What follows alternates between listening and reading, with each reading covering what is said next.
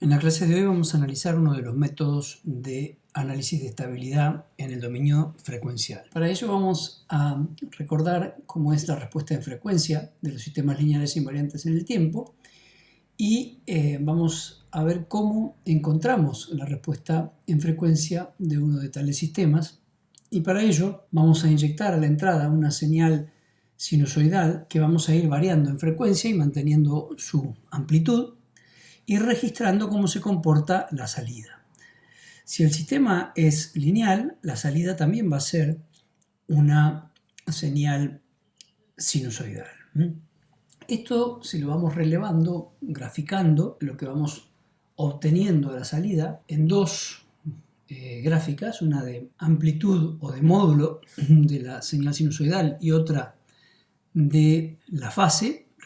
el desfasaje que hay entre la señal de entrada y la de salida, nos permiten obtener unas gráficas que son sencillas y bastante exactas. Esto, si después lo pasamos al dominio, a las unidades de decibelios, como vamos a ver en breve, son los gráficos de Bode y constituyen una manera muy sencilla de determinar en forma experimental la función de transferencia de un sistema lineal invariante en el tiempo que puede estar constituido por componentes complejos. Habíamos visto que en la respuesta en frecuencia, al principio de todo, incluso antes de ver las funciones de transferencia, era un modelo de los sistemas lineales invariantes en el tiempo, ¿sí? Bueno, para eso vamos a suponer que tenemos un sistema lineal representado por esta función de transferencia g de s, al que aplicamos, como se ve en la figura, una entrada x de s y obtenemos en forma causal una salida, luego de excitarlo, que denominamos i de s. La señal de entrada, como decíamos, va a ser una señal sinusoidal que tiene la forma de x de t igual a una amplitud x por el seno de omega t.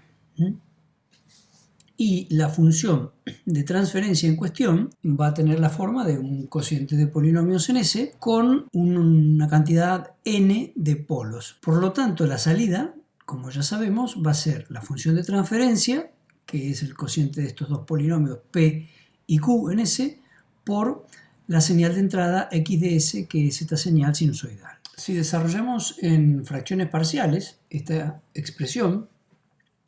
y considerando que la expresión de la señal sinusoidal en el dominio de la transformada de Laplace es omega por x, que x será la amplitud, sobre s cuadrado más omega cuadrado,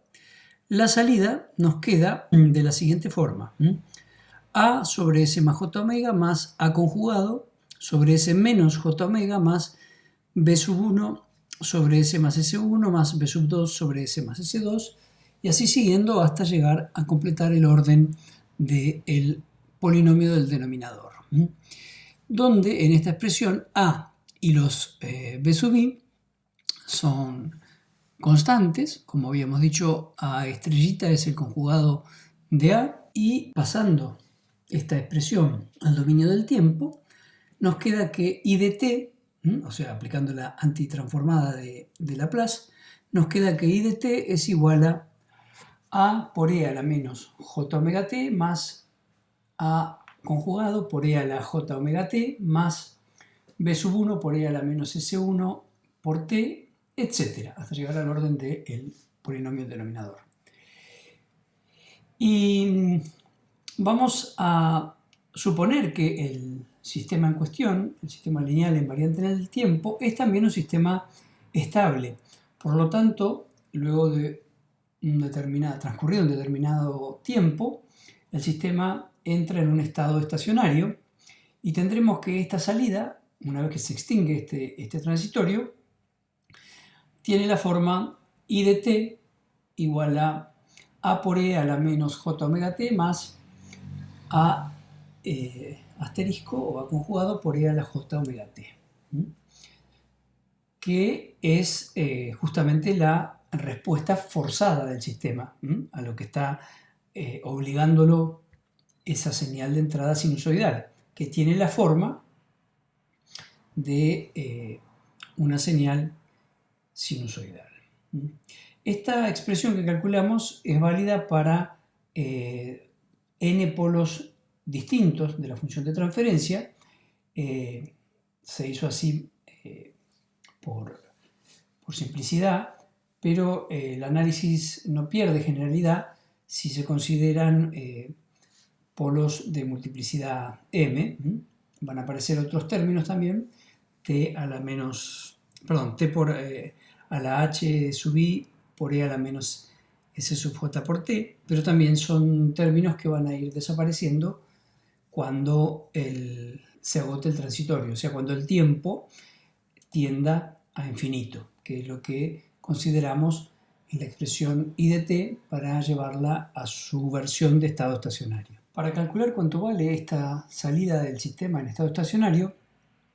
necesitamos calcular estas constantes que decíamos, A y A conjugada, que no son otra cosa que los residuos que aparecieron cuando expandimos en fracciones parciales.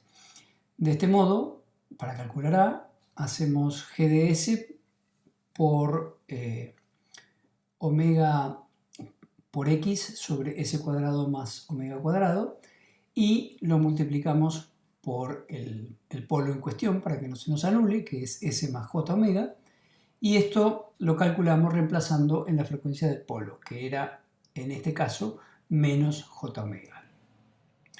Por lo tanto, A vale menos X, que es la amplitud de la sinusoide de entrada, por G de menos J omega sobre 2J, y A, si lo calculamos en A conjugado, vamos a llegar a obtener la expresión que es igual a X por G de J omega sobre 2J. G de J omega es un número complejo, por lo tanto va a tener un módulo y una fase. El módulo lo expresamos como en esta ecuación, módulo de G de J omega, y la fase es tita. Por eso queda el número expresado como módulo de G de J omega por E a la J tita, donde tita es, como decíamos, la fase de la función de transferencia, y la podemos calcular como el arco tangente de la parte imaginaria sobre la parte real, como hacemos para el cálculo de la fase de números complejos. Y G de menos J omega es exactamente igual, lo único que la fase tiene el signo opuesto. Por lo tanto nos queda G de J omega en módulo por E a la menos J tita. Si reemplazamos esto en la expresión del estado estacionario que teníamos, fíjense que nos va a quedar X por el módulo de G de J omega por E a la J omega t más tita menos E a la menos J omega t más tita sobre 2J, que eso es ni más ni menos que el seno de omega t más tita multiplicado por X y por el módulo de G de J omega, como vemos en esta expresión. Por lo tanto, la salida, como ya preveíamos, va a ser una sinusoide también que tiene una amplitud I y un desfasaje que viene dado por tita. ¿De acuerdo? Así se demuestra que los sistemas lineales e invariantes en el tiempo, ante una señal sinusoidal a la entrada, una vez que alcanzan su estado estacionario, poseen una salida también sinusoidal y de la misma frecuencia, aunque pueden tener un desfasaje. En estado estacionario, lo que podemos hacer es directamente reemplazar, como vimos en este cálculo, en la función de transferencia a la frecuencia compleja de Laplace S por J omega. Vale decir que en el estado estacionario la componente real de la frecuencia compleja de Laplace tiende a 0. Y con esto calculamos la respuesta en frecuencia. Notemos entonces que la amplitud de salida que habíamos llamado I es X por el módulo de G de J omega, por simple comparación, y que si bien tienen la misma frecuencia, las señales de entrada y de salida, existe un desfasaje que viene dado por la fase de g de j omega. De esta manera, el módulo y la fase de la función de transferencia senoidal g de j omega son, fíjense, el módulo, el cociente entre entre el módulo de i de j omega y x de j omega, y la fase, el cociente de las dos fases. Esta conclusión es muy importante porque ¿qué es lo que nos está permitiendo hacer? Fíjense, si imaginemos por un momento que tenemos a la entrada del sistema lineal, le vamos inyectando estas señales sinusoidales. Imagínense en el laboratorio con un generador de funciones a nuestro sistemita lineal, le inyectamos una sinusoide de amplitud constante, que es esta X grande, a la que le vamos variando la frecuencia, y con un osciloscopio vemos esta señal y a la vez también vamos viendo registrando cómo se comporta la salida. La salida va a tener una amplitud que no va a ser otra cosa que el producto de la amplitud X por la amplitud de la g de j omega. Si la g de j omega es desconocida, porque no sabemos todavía cuál es la respuesta en frecuencia del sistema o la función de transferencia, y lo que queremos es identificarlo, midiendo directamente la amplitud de entrada y la amplitud de salida, podemos sacar la amplitud del módulo de la función de transferencia o la respuesta en frecuencia que estamos queriendo identificar. De la misma manera, midiendo el desfasaje entre ambas sinusoides de entrada y salida, vamos a tener la posibilidad de graficar la fase de esa respuesta en frecuencia o función de transferencia que queremos identificar. Entonces, es un modo muy sencillo y de bastante precisión que nos permite hallar cualquier función de transferencia, o sea, en primer lugar cualquier respuesta en frecuencia y luego una función de transferencia, porque vamos a averiguar dónde están los polos, de un sistema lineal e invariante en el tiempo. Esto lo hacemos justamente en el dominio de la frecuencia. Muy bien, analicemos con el siguiente ejemplo estas ideas, en el que tenemos a la entrada justamente una señal sinusoidal. El sistema lineal invariante en el tiempo es un sistema de primer orden, ya un viejo conocido para nosotros, y vamos a calcular cuál va a ser la salida. Si obtenemos la respuesta en frecuencia de este sistema, como decíamos, reemplazando S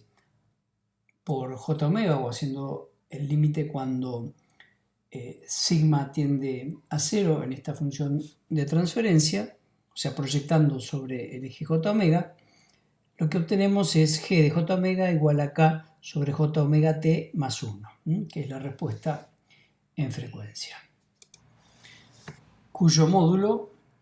cuando lo calculamos, nos queda igual a K sobre la raíz cuadrada de 1 menos omega cuadrado T cuadrado, y cuya fase nos queda el arco tangente de T por omega. De esta sencilla manera podemos calcular la salida del sistema en el estado estacionario y en el dominio del tiempo como el producto del módulo de la señal de entrada, que era X, por el módulo de la g de j omega, que es K sobre la raíz cuadrada de 1 más T cuadrado omega cuadrado, y va a tener la misma frecuencia, una sinusoidal de la misma frecuencia, por lo tanto va a ser el seno de omega t menos el desfasaje que hay entre la sinusoide de entrada y salida, que en este caso está dado por el arco tangente de t por omega. Los diagramas de Bode, entonces, como adelantáramos, son justamente estas dos gráficas de módulo y de fase en escalas logarítmicas y con unidades de decibelios, que se calculan como 20 veces el logaritmo de la amplitud, que nos van a permitir realizar cálculos muy sencillos de superposición y suma de rectas asíntotas para obtener estas gráficas. Vamos a ver para distintos factores que constituyen una función de transferencia cómo son estas gráficas, ¿no? El primer factor que analizamos es la ganancia K o ganancia de continua, que ya la conocemos, que no es más ni menos que una constante en la gráfica de amplitud de Bode. No tiene dinámica, por lo tanto no va a tener aporte de fase de ningún tipo. Si esta ganancia es mayor que 1, o sea que se está produciendo una amplificación en el lazo, la constante va a ser positiva en el Bode, y si es menor que 1, o sea que hay una atenuación, esta constante va a ser una constante negativa y será idénticamente igual a 0 cuando es idénticamente igual a 1, la ganancia de continua. Respecto del factor integral, recordemos que se trataba de un polo en el origen, que en el dominio de la frecuencia va a tener la expresión de 1 sobre j omega, por lo tanto su magnitud la vamos a graficar como 20 veces el logaritmo del módulo de 1 sobre j omega, esto es menos 20 veces el logaritmo de omega en decibelios. Para la fase vemos que una vez calculada nos da menos 90 grados. Para graficar ambas magnitud y fase haremos en una frecuencia cualquiera, por ejemplo en omega igual a 1, ubicamos el punto de 0 dB y trazamos una recta cuya pendiente es de menos 20 dB por décadas, y esa será la gráfica del módulo, y la fase de menos 90 todo lo largo del eje de las abscisas. Fíjense que nunca se hace 0. Recordemos que como es una gráfica logarítmica, el eje de las abscisas nunca se hace 0, por eso va creciendo hacia izquierda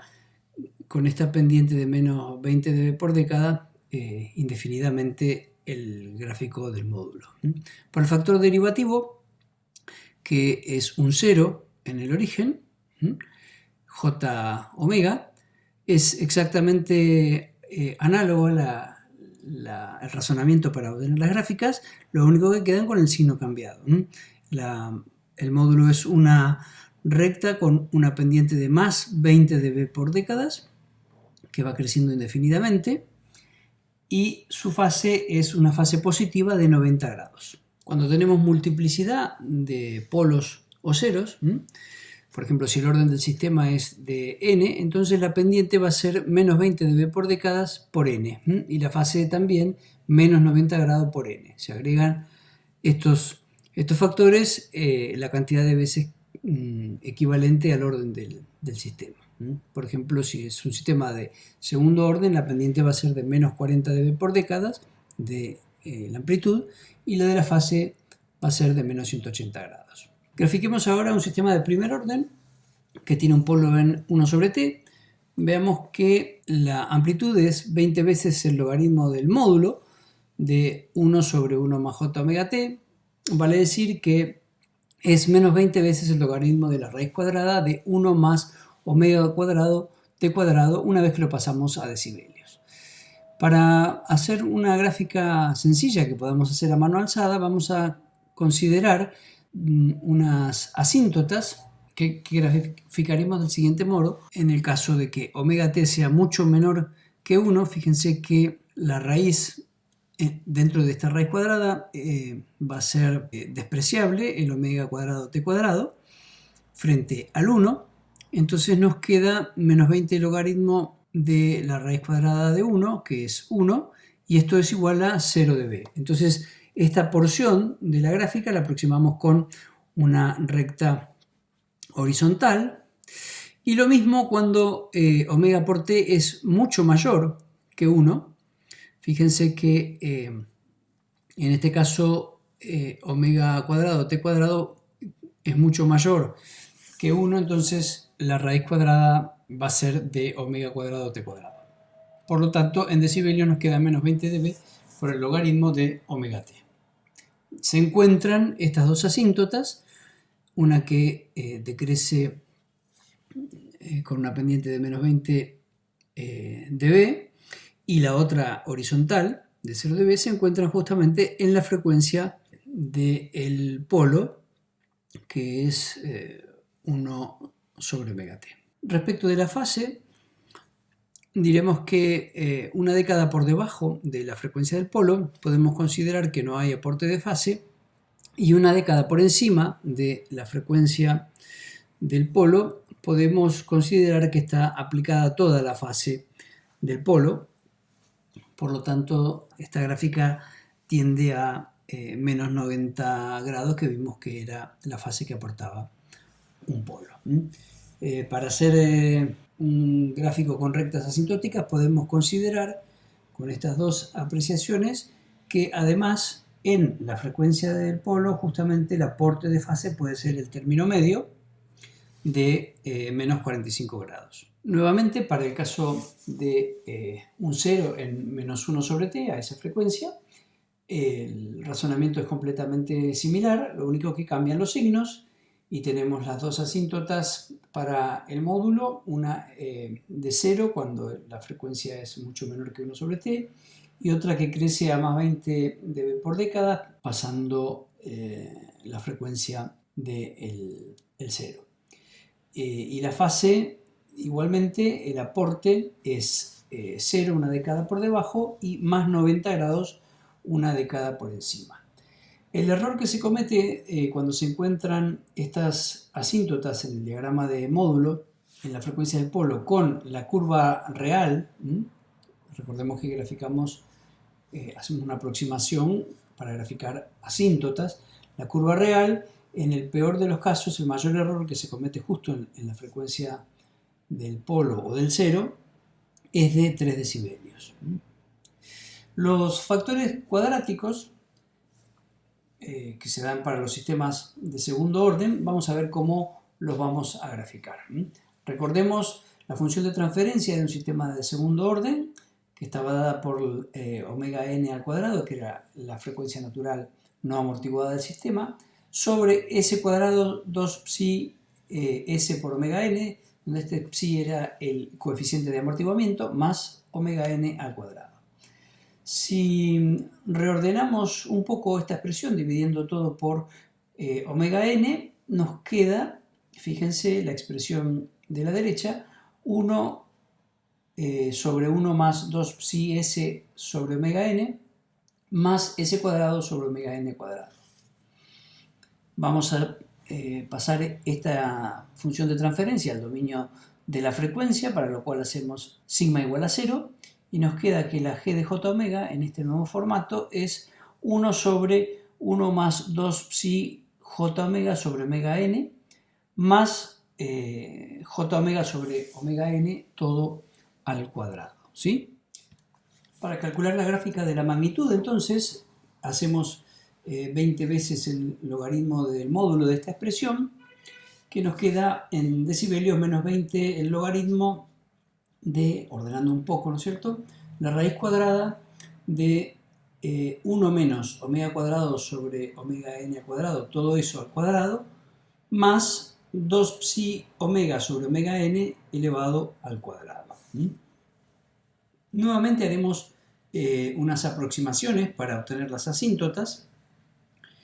En este caso haremos una comparación de omega con omega n, o sea, de la frecuencia con la frecuencia natural no amortiguada intrínseca del sistema de segundo orden. Cuando omega es mucho menor que omega n, fíjense en el primer paréntesis dentro de la raíz, por ejemplo, podemos considerar que es mucho menor que 1, y por ende el segundo paréntesis también se puede considerar muy pequeñito frente a la unidad, y la asíntota va a quedar de menos 20 veces el logaritmo de 1, o sea 0 decibelios. Para el otro extremo, para el caso en el que omega es mucho mayor que omega n, la aproximación nos lleva a una asíntota de menos 20 veces el logaritmo de omega cuadrado sobre omega n al cuadrado, si bajamos los cuadrados, justamente va a quedar menos 40 dB por década, o sea, menos 40 veces el logaritmo de omega sobre omega n en decibelios. No olvidemos que hemos hecho una simplificación para calcular la asíntota y que en esa simplificación hemos perdido en el camino el coeficiente de amortiguamiento, ¿sí? Para el cálculo de la fase hacemos el arco tangente de la parte imaginaria sobre la parte real, y eso nos queda el arco tangente justamente de 2 psi omega sobre omega n dividido 1 menos omega sobre omega n al cuadrado. Entonces vemos que tanto magnitud y fase van a depender del amortiguamiento. Graficamos las asíntotas para el caso del módulo, como se aprecia en la gráfica, y la fase,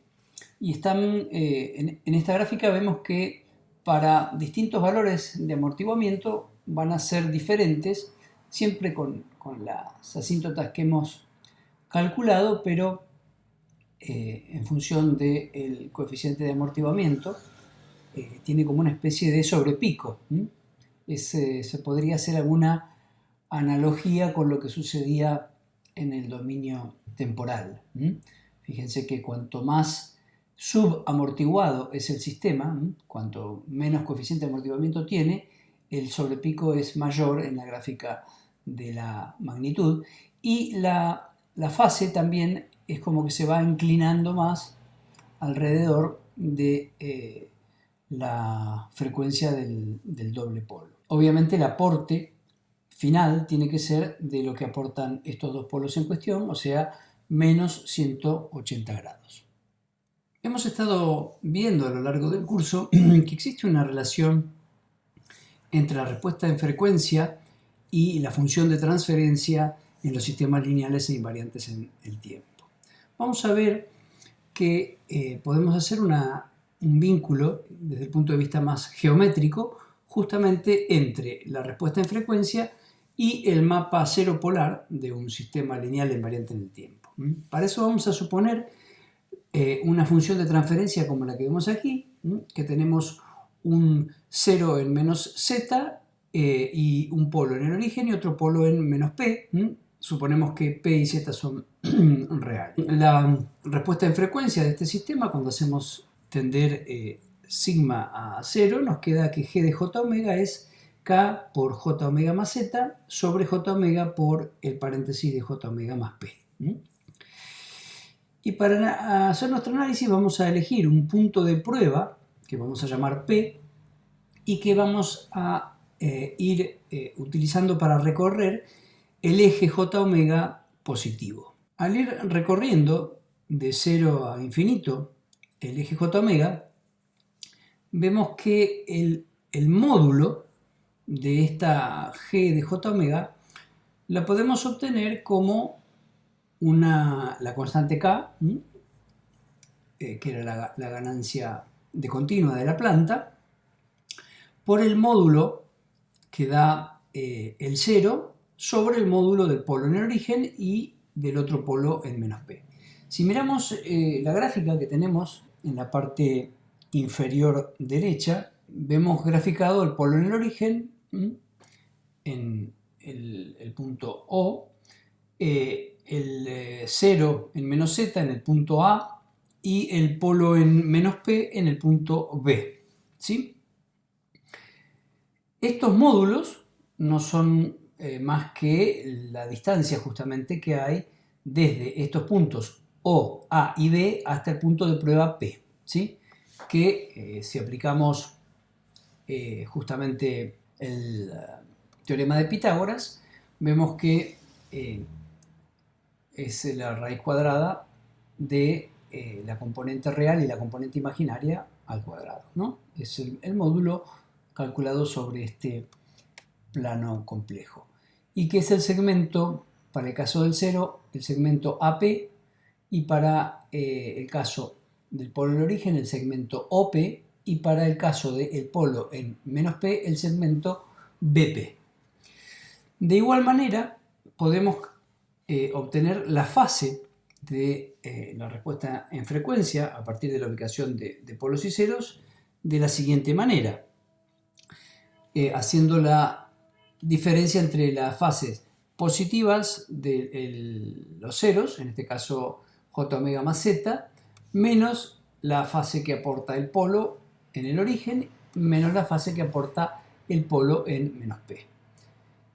Esto se calcula fácilmente en esta gráfica también como el arco tangente de la parte imaginaria sobre la parte real. En el caso del cero, fíjense que es omega. Vamos a suponer que la frecuencia en la que se sitúa en este momento el punto P es omega, y la parte real del cero es este segmento A. Le restamos los 90 grados que ya habíamos calculado como fase negativa para el polo en el origen, que aquí en la gráfica se ve claramente que es un ángulo de 90 grados,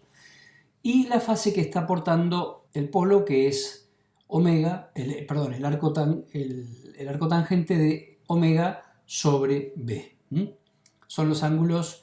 phi y θ 1 y θ 2 que se ven en esta gráfica.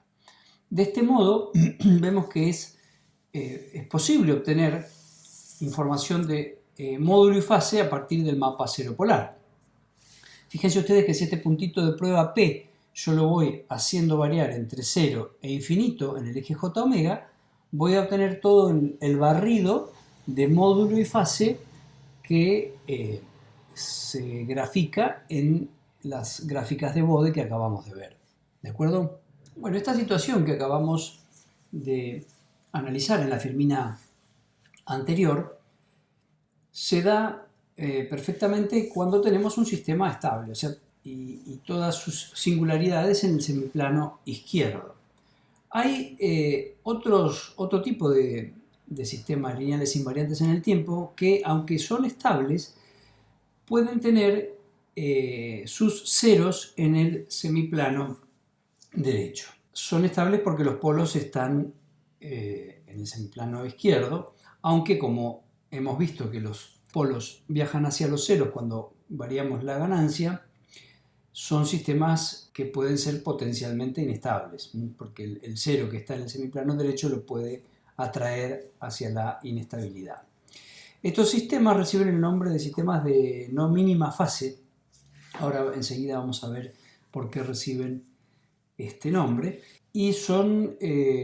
sistemas que tratamos de evitar en los sistemas de control, fundamentalmente por esta razón de que son potencialmente inestables y porque tienen una respuesta de dinámica inversa en el dominio del tiempo. O sea, cuando uno le aplica un escalón, por ejemplo, en un sentido, este sistema de no mínima fase tiende a salir hacia el otro sentido hasta que retoma el sentido de achicar el error, ¿sí? Bueno, para analizar esto vamos a suponer dos funciones de transferencia como las que vemos aquí, la G1 y la G2, que ya fueron pasadas al dominio de la frecuencia, o sea que son dos respuestas en frecuencia y que tienen ambas un polo en menos 1 sobre T1, pero la G1 tiene un 0 en menos 1 sobre T y la G2 tiene un 0 en más 1 sobre T. Cuando les relevamos sus gráficas de Bode, fíjense que el módulo es exactamente igual, los dos sistemas poseen el mismo módulo, pero ¿qué es lo que pasa con el aporte de fase? Si recordamos el gráfico anterior, nos va a resultar más sencillo ver lo que está pasando cuando tomamos un punto de prueba para recorrer el eje J omega de 0 a más infinito. Fíjense que las fases, a medida que nos acercamos a más infinito, las fases del polo y el cero para el sistema G1 se tienden a compensar, y en el infinito, como son el mismo ángulo y distinto signo, la fase total tiende a cero, ¿sí? Mientras que en el caso de los sistemas de no mínima fase, cuando hacemos la suma de las dos fases, justamente con este punto de prueba sobre el eje J omega, vemos que se empiezan a sumar y cuando tiende a infinito, justamente esta fase total tiende a el aporte de las dos singularidades en menos 180 grados. ¿De acuerdo? Entonces, repetimos que aunque los dos sistemas son estables, los que acabamos de ver, el G1 y el G2, o sea que no poseen polos en el semiplano derecho, el sistema de no mínima fase, el G2, puede tornarse inestable. Por lo tanto, vamos a analizar una función de transferencia genérica como la que vemos en esta expresión de G de S, y si establecemos como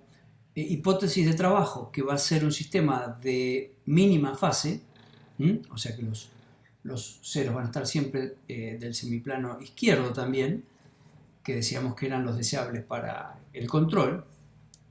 entonces cuando la frecuencia tiende a infinito, en el gráfico del módulo en decibelios, la pendiente siempre va a ser de menos 20 dB por P menos Q, o sea, menos 20 por P menos Q decibelios por década. Y la fase va a ser de menos 90 grados por P menos Q, donde P y Q, como ven, es Q el orden del numerador, o sea, la cantidad de ceros que tenemos, y P el orden del denominador, o sea, la cantidad de polos que tenemos en nuestro sistema lineal invariante en el tiempo.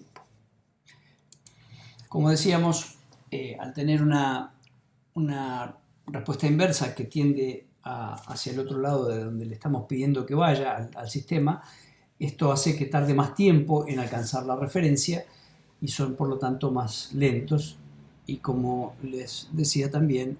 tratamos de evitarlos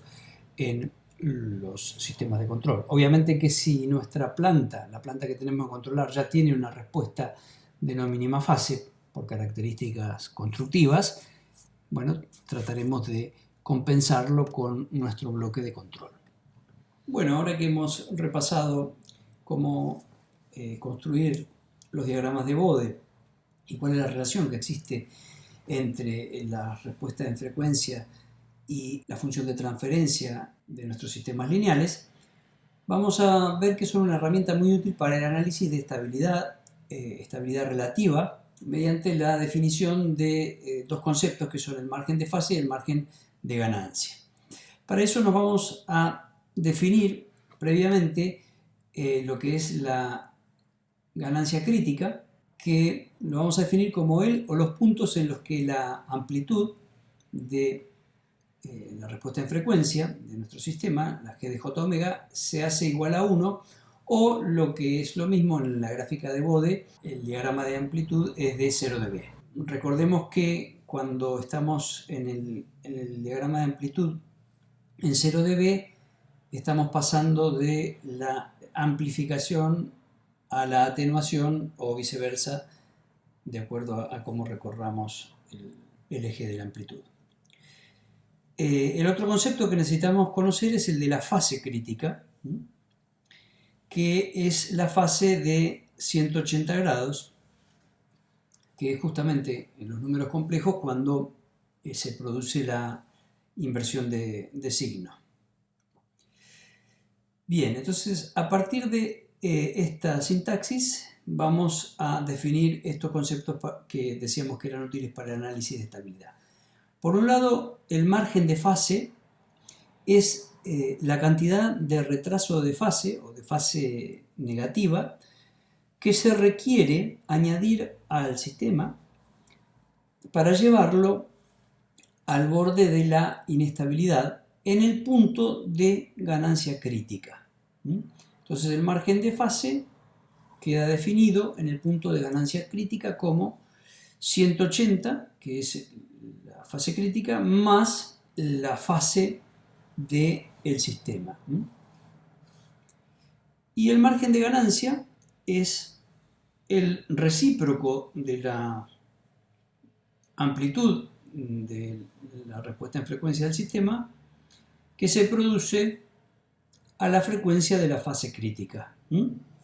O sea que el margen de ganancia queda definido con esta expresión. El módulo de 1 sobre el módulo de la respuesta en frecuencia en la frecuencia de fase crítica. Estos conceptos los vamos a utilizar entonces para analizar la estabilidad de dos sistemas en este ejemplo, un sistema estable y un sistema inestable. Para calcular el margen de ganancia para el sistema estable, analizamos la gráfica de amplitud y de fase. Cuando la fase corta a la fase crítica en menos 180 grados, relevamos a ver en qué situación está el gráfico de amplitud. Y vemos que está en una situación de atenuación. O sea que todavía para llegar a la ganancia crítica le falta. En esta situación el margen de ganancia lo definimos como positivo. Para calcular el margen de fase lo que hacemos es ver cuándo la amplitud corta a la ganancia crítica, o sea, cuándo corta a el eje de 0 de B, y ahí relevamos qué fase tiene nuestro sistema.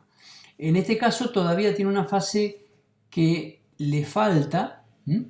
para llegar a los menos 180 grados, o sea que le podemos agregar fase negativa para llegar a la fase crítica todavía al sistema. Esto se llama fase negativa o retraso de fase. En este caso definimos al margen de fase como positivo. A la derecha vemos una situación graficada en MATLAB para uno de estos sistemas estables. En el caso del sistema inestable, fíjense que cuando se produce el cruce por cero de la amplitud, la fase ya es una fase que es mayor que menos 180 grados, por lo tanto la vamos a definir como un margen de fase negativo. Y para analizar el margen de ganancia, cuando cruzamos la fase crítica con la fase, vemos que en la amplitud tenemos amplificación. Hay una amplificación en esa situación. Por lo tanto, definimos a este como margen de ganancia negativo. A la derecha, nuevamente, tienen un bode de un sistema de este tipo. Cuando se produce esta situación, que el margen de fase y el margen de ganancia es negativo, o sea, cuando a 0 decibelios ya he pasado la inversión de signo de mi sistema y cuando estoy teniendo para la inversión de signo una amplificación en mi sistema, o sea, una ganancia que, como ven, está por encima de los 0 decibelios, el sistema se va a comportar de manera inestable. Por lo tanto, para que considerar a nuestro sistema como estable, margen de ganancia y margen de fase tienen que ser positivos tal y como los hemos definido. Esto es válido, obviamente, como decíamos, para los sistemas de mínima fase. Esta condición de margen de ganancia y margen de fase positivo es una condición necesaria y suficiente para la estabilidad de los sistemas lineales invariantes en el tiempo que sean de mínima fase. Lo que tiene de bueno la definición del margen de ganancia y el margen de fase es que nos permite analizar estabilidad relativa, como decíamos. O sea, siendo el sistema estable, determinando que es un sistema estable, podemos ver qué tan estable es. Porque justamente esto nos dice, es una medida, justamente por eso se llama margen, de cuánta ganancia le puedo agregar todavía al sistema para que no se inestabilice, o cuánta fase negativa le puedo agregar todavía para que no se inestabilice. Y eso es útil a la hora del diseño de los controladores, como vamos a ver, y también para asegurarnos lo que veíamos de las variaciones en los valores de los componentes o la presencia de ruido electromagnético de interferencia al momento de diseñar el funcionamiento de los sistemas de control estables. Valores usuales que se suelen tomar como rangos de seguridad para el funcionamiento estable de los sistemas son márgenes de fase entre los 30 y los 60 grados y márgenes de ganancia mayores que los 6 decibelios. Si analizamos desde el punto de vista de la frecuencia con un gráfico de Bode a los sistemas con retardo puro de tiempo, recordemos que teníamos un módulo igual a 1 que no atenuaba ni amplificaba el paso de la señal en el sistema de control, pero sí tenía un aporte de fase, como se puede apreciar en esta gráfica de Bode, que es muy importante, ¿no? Su respuesta en frecuencia pasada al dominio de j omega, entonces es E a la menos j omega t, donde t era el tiempo de retardo. Cuando calculamos el módulo, vemos que justamente el módulo del coseno de omega t menos j seno de omega t es idénticamente igual a 1, pero ¿qué pasa con la fase? Cuando calculamos la fase g de j omega, vemos que es menos omega por t por el retardo, ¿no? Esto visto en unidades de radianes, si lo hacemos en unidades de grados, es menos 57,3 por omega t. Fíjense ustedes entonces que obviamente si el retardo es mayor, el crecimiento de fase negativa es mayor, pero independientemente del valor de t, el retardo puro de tiempo me da un aporte de fase creciente, como se puede apreciar en esta gráfica roja de el Bode para el sistema con retardo. Entonces, esto es lo que sucedía, ahora lo vemos con esta nueva óptica de esta nueva herramienta, un inofensivo sistema de primer orden que tiene una fase de menos 90, o sea, nunca hay un cruce por la fase crítica, o sea que es un sistema que vemos que es absolutamente estable, no se puede inestabilizar, pero cuando le agregamos el retardo, eso hace que esa fase del sistema de primer orden de menos 90, al agregarle esta otra fase, en algún punto pueda cruzar la fase crítica y si en ese punto de cruce de fase crítica tenemos amplificación, el sistema va a ser claramente inestable. Aparte de para el análisis de estabilidad, podemos utilizar los diagramas de Bode para el análisis de los errores de estado estacionario. Por ejemplo, podemos calcular los coeficientes de error. En un sistema de tipo 0, por ejemplo, como el que aparece graficado en la figura de la derecha, en el diagrama de amplitud, fíjense que el Kp, el coeficiente de error de posición, que habíamos visto que era el límite cuando S tendía a 0 de G de S, lo habíamos definido de esa manera. En el Bode, haciendo sigma igual a 0, nos queda la respuesta en frecuencia, hacemos el límite cuando omega tiende a 0 de G de J omega. Y eso es justamente el cruce por el eje de la amplitud, y en ese punto vamos a tener la medida de 20 veces el logaritmo de Kp, con lo cual podemos despejar y obtener el valor de Kp a partir de la gráfica de Bode. En los sistemas de tipo 1 podemos calcular el coeficiente de error de velocidad si prolongamos el primer tramo del diagrama de amplitud en la caída de menos 20 dB por década, donde corta el eje de 0 dB, se produce vamos a llamar este punto de corte como omega 1, y ahí ese es el valor del coeficiente de velocidad.